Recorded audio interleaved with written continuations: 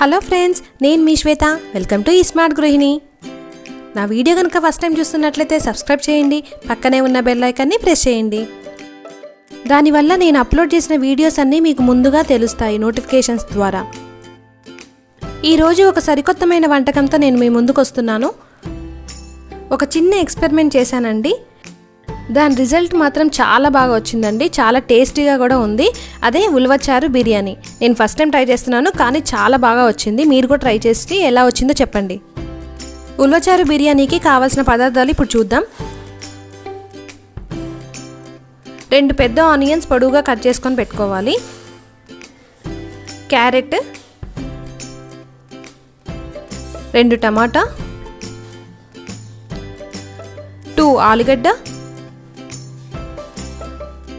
5 పచ్చిమిర్చి, కారం మీరు తినేంత, ఉప్పు రుచికి సరిపడా.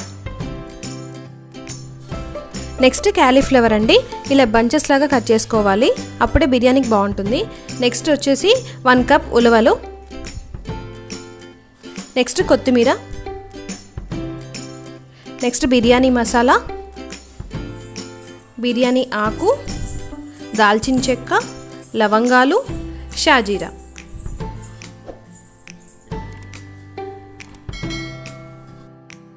నేను చాలా లైట్గా మసాలా దినుసులు వాడతానండి. మీరు కావాలంటే ఇంకా ఎక్స్ట్రా బిర్యానీ మసాలా అవి కూడా యాడ్ చేసుకోవచ్చు.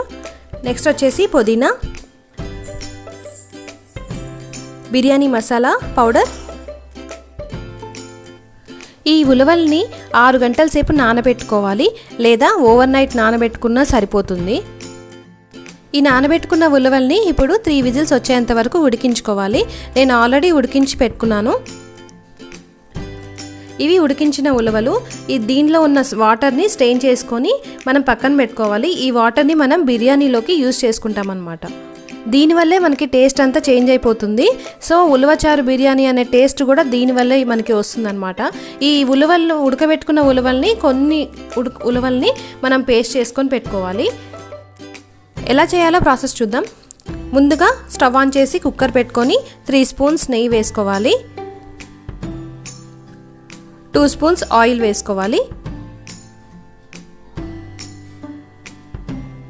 తర్వాత బిర్యానీ మసాలా అన్ని వేసుకోవాలి. కొంచెం వేయించుకోవాలి. నెక్స్ట్ పచ్చిమిర్చి వేయించుకోవాలి. తర్వాత పొడువుగా కట్ చేసుకున్న ఆనియన్స్ వేసి దోరగా వేయించుకోవాలి. ఉప్పు సరిపడా వేసుకోవాలి. ఆనియన్స్ కొంచెం వేగితే సరిపోతుందండి, మనకి బ్రౌన్ కలర్గా రావాల్సిన అవసరం లేదు. వేగాక అల్లం వెల్లుల్లి పేస్ట్ వేసాను. అల్లం వెల్లుల్లి పేస్ట్ పచ్చిదనం వాసన పోయేంత వరకు వేయించుకోవాలి. నెక్స్ట్ వెజిటేబుల్స్, క్యారెట్, ఆలు, టమాటా, వీటన్నిటినీ వేసి పచ్చిదనం పోయేంత వరకు వేయించుకోవాలి. నెక్స్ట్ క్యాలీఫ్లవర్ బంచెస్ వేసుకోవాలి. ఒకసారి కలుపుకుందాం. నెక్స్ట్ నానబెట్టుకున్న ఉలవల్ని పేస్ట్ చేసి వేసుకోవాలి. ఇప్పుడు ఒకసారి కలుపుకుందాం. ఈ ఉలవల మిశ్రమం అంతా వెజిటేబుల్స్కి పట్టాలండి. ఒక 10 మినిట్స్ ఉంచి మనం ఉలవల్ని ఉడకబెట్టుకున్నప్పుడు వాటర్ మనం పక్కన పెట్టుకున్నాం కదా, అవి యాడ్ చేసుకోవాలి. కొలత ప్రకారమే తీసుకోవాలండి. 1 గ్లాస్ బియ్యానికి 1.5 గ్లాస్ వాటర్, ఇవి కూడా దానికి కౌంట్లోకి వస్తుంది. నెక్స్ట్ మీరు తినగలేంత కారం వేసుకోవాలి.